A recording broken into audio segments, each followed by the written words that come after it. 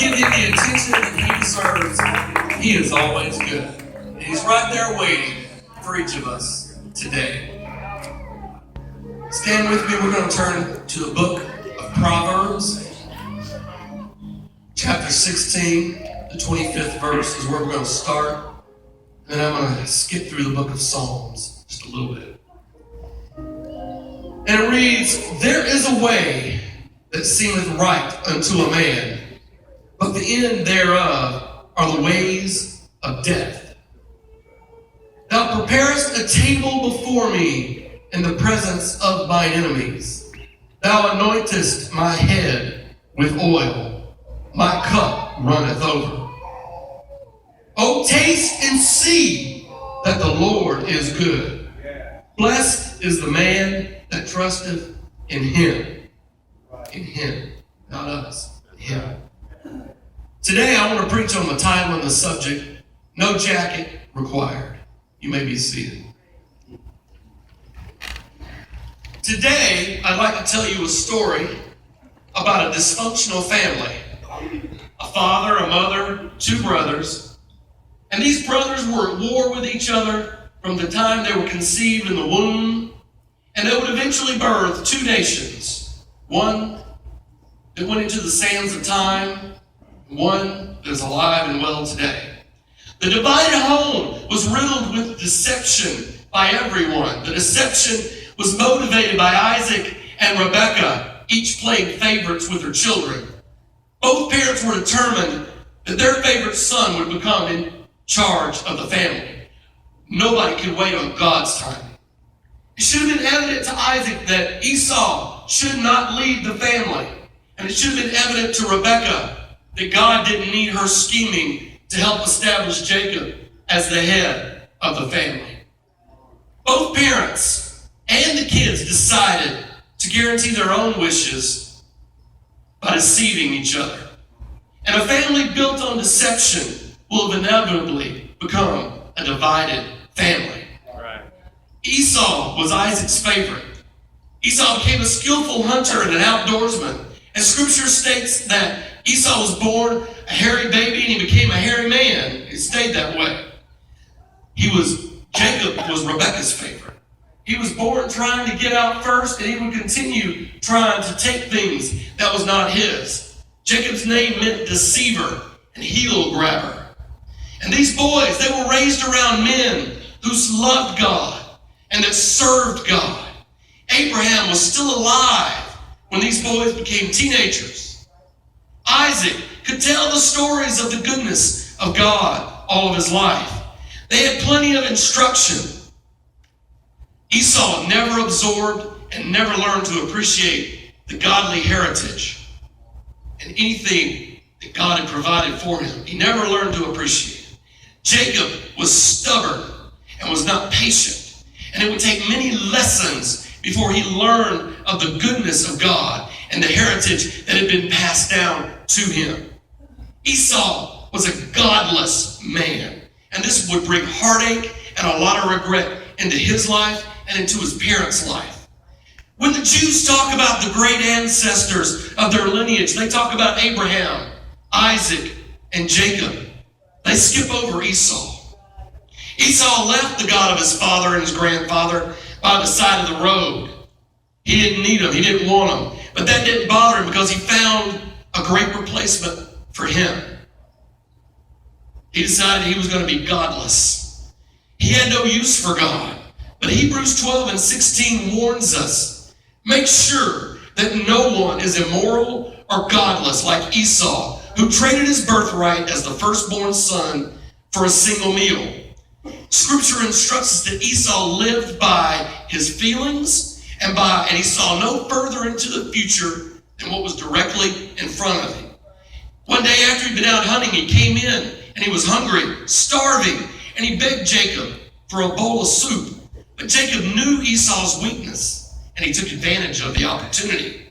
And he traded his birthright, his inheritance, for a bowl of soup. A moment's hunger was satisfied, and inheritance was lost. Esau despised his birthright. He didn't just despised it, because it came with responsibilities. He despised God's purpose for his life. He wanted to be independent and make his own decisions, godless ones. Hebrews 12, again, teaches us Esau did what he did because he was godless. And this godlessness made him make many decisions that were wrong. And Scripture paints for us, though, that Esau, he was a good son. When Isaac was sick and thought he was on his deathbed, he went out. He killed, prepared, cooked, and brought that meal to his dad. He took care of things around the house just for his dad, just for his mom. He was a good son to his parents. He was a forgiving brother after him and Jacob reconciled later on. Because Esau had become enraged because Jacob had stolen his birthright and got the blessing. And Jacob figured out that it probably was not healthy for him to stick around. So he went to Uncle Laban's. And then Jacob later on wants to come back. And after many years of exile, he comes back. And if Jacob nears this reconciliation point, a report comes that Esau is coming with 400 armed men. But Jacob sends out peace offering after peace offering after peace offering to make sure and to try to quell the anger that Esau must have for him. But it says that I already have plenty, my brother. Keep what you have for yourself. Genesis tells us that's what Esau told his brother when they got together. He didn't want or need the peace offering. He was self-sufficient. He didn't need God. Esau forgave Jacob's sin. And thereafter we hear nothing in Scripture about these two having conflicts ever again. They even came together to bury Isaac. So no conflict. So Esau was a good son. He was a forgiving brother. And he may have had many more good qualities. And we know good people. But Hebrews 12 and 16 again tells us, see that no one is godless like Esau.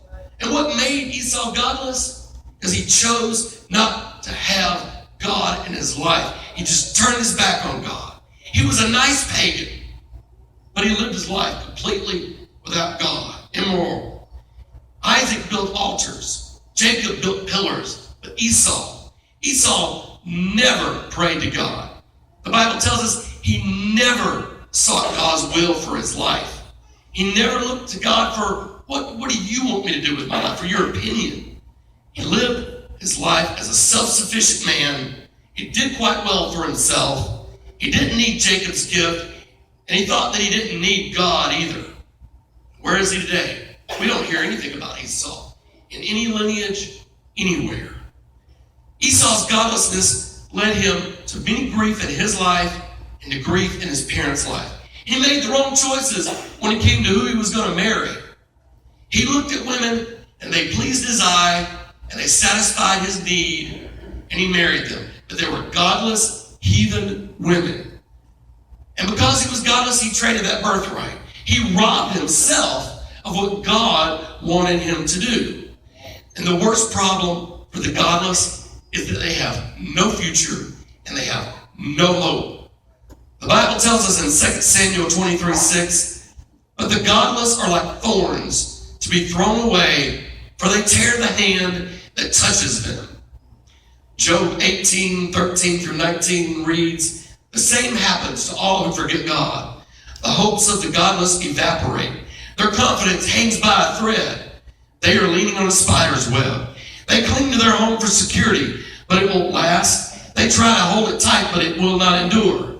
The godless seem like a lush plant growing in the sunshine. Its branches spreading across the garden. Its roots grow down through a pile of stones. It takes hold on a bed of rocks. But when it's uprooted, it's as though it never existed. That's the end of its life. And others spring up from the earth to replace it. Jacob, on the other hand, he was just careless in his walk with God. Jacob was smarter than Esau. He'd already outsmarted Esau to gain the birthright. We know that Jacob was favored by Rebekah. God had spoken to Rebekah and told her of his plan for Jacob to be the head of the family and to get the blessing. But Isaac wanted Esau to have the blessing. And there was one thing, though, that Isaac and Esau didn't count on, and that was a mama's hearing. A mama's hearing can be so good, she could hear sign language. Rebekah heard Isaac and Esau's plan. She came up with her own. The scripture tells us that Jacob fools Isaac. Isaac thinks that Jacob is Esau, and he gets the blessing. For his safety, we know that Jacob ran to Uncle Laban's. He falls in love with Rachel because she's pretty to the eye. But he's going to reap what he's sown because Uncle Laban's going to trick him, switch brides. And he's going to have to work another 7 years to get Rebekah. Ladies and gentlemen, 2 wives do not make for an easy life. Jacob's going to favor Rachel, and he's never going to appreciate Leah because Leah was not who he wanted. But Leah has a relationship with God that Rachel doesn't have. She spends time at the altar. Leah spends time in the mirror.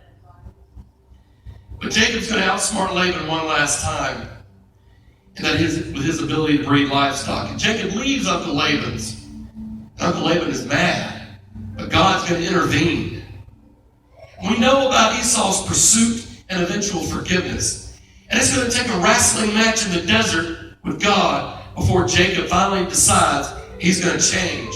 And he's going to sit at the table and taste and see of the goodness of God.